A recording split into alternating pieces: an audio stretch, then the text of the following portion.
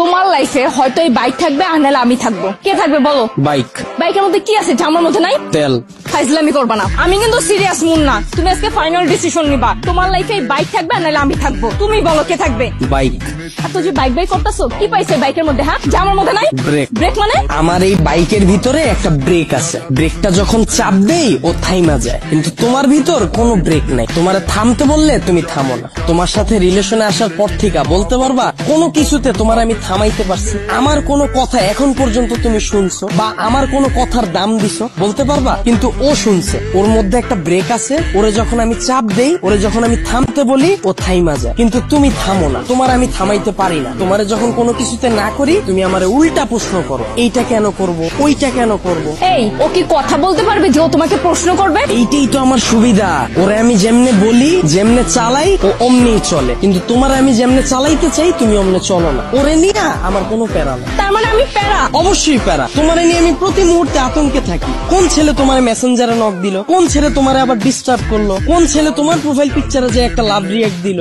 আমি যখন তোমারে বলি বাসা থেকে যখন বের হবা বোরকা পইরা বের হয়ে, তখন তুমি আমারে কি বলো? আমার গরম লাগে। যখন আমি বলি ফেসবুকে কোনো পোস্ট কইরো না, তোমার কোনো ছবি ছাইরো না, তুমি বলো তুমি আমার স্বাধীনতা নষ্ট করতেছো। তোমারে যখন আমি বলি জান তোমার ফেসবুকের পাসওয়ার্ডটা আমারে দাও, তখন তুমি কি বলো? তুমি আমার সন্দেহ করতেছো। কিন্তু দেখো ওর বিষয়টা, ওরে নিয়ে আমার কোনো প্যারা নাই। এই যে একটা জিপিএস ট্র্যাকার লাগাই নিছি, প্রতি মুহূর্তে আমি নিশ্চিন্তে থাকি। ওরে রাইখা যদি আমি কোথাও যাই, কেউ যদি এসে ওরে ধরে, ও চিল্লায় উঠে আমারে কল দেয়, ডেমো দেখবা, দাও হাত দাও।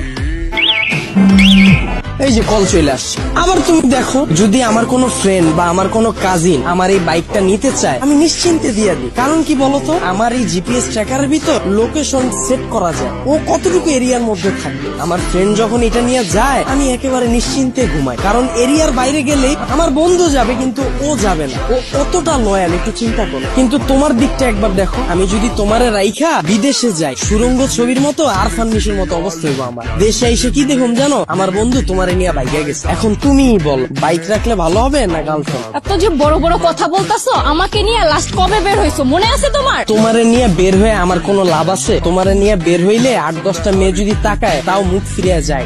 চিন্তা করে এটার লগে তো একটা আছে। কিন্তু যদি আমার এই বাইকটা নিয়ে বের হই, 8-10টা মেয়ের সিরিয়াল লেগে যায়। এখন তুমিই বল তোমারে চুজ করা ঠিক হবে না আমার বাইকটাকে? এত যে বাইক বাইক করতেছো না, এই বাইক একদিন তোমার জীবনটা খাইবো। তাও ভালো, ভিতরে কোনো কষ্ট থাকবো না, গেলে গা একবারে জামুগা। মানে? তোমার লগে রিলেশনে যাওয়ার পর থেকে আমার ক্যারিয়ারে সময় না দিয়া তোমার পিছনে সময় দিয়া, ভার্সিটির টিউশন ফি না দিয়া তোমার পিছনে খরচ কইরা, দিনের পর দিন তোমারে নিয়ে চিন্তা কইরা, আমার পড়াশোনা গ্যাপ দিয়া, তারপর তোমার মন ভালো করার লাইগা 2 দিন পর পর গিফট দিয়া, 2 দিন পর পর নতুন নতুন রেস্টুরেন্টে নিয়ে যায় খাওয়ায়া, কোনো পোলা তো পারে ডিস্টার্ব করলে ওই পোলার লগে মারামারি কইরা, কোনো মাইয়ার দিকে না তাকায় তোমার প্রতি লয়াল থাইকা মন দিল দিয়া তোমারে ভালোবাসার পর হঠাৎ করে তুমি একদিন কি কইবা, জান আমার বাসা থেকে তো বিয়ে ঠিক করে ফেলছি, আমার এখন আর কিছু করার নেই। আর আমি তোমাকে কোন মুখে নিয়ে যাব বলো? তুমি তো এখন পর্যন্ত ক্যারিয়ারে কিছুই করতে পারো না, অথচ আমার এই ক্যারিয়ারটা বাসি দিলাম তোমার লেগে, তোমার পিছনে সময় দিয়ে। তারপর তুমি কি করবা জানো? আমার একটা সুন্দর বুঝ দিবা, জান তুমি আমার থেকেও অনেক সুন্দর মেয়ে পাবা, অনেক ভালো মেয়ে পাবা। এই কথা বইলা সুন্দর করে একটা হাঁটা দিবা আর পিছন থেকে একটা ব্যাকগ্রাউন্ড মিউজিক বাজ।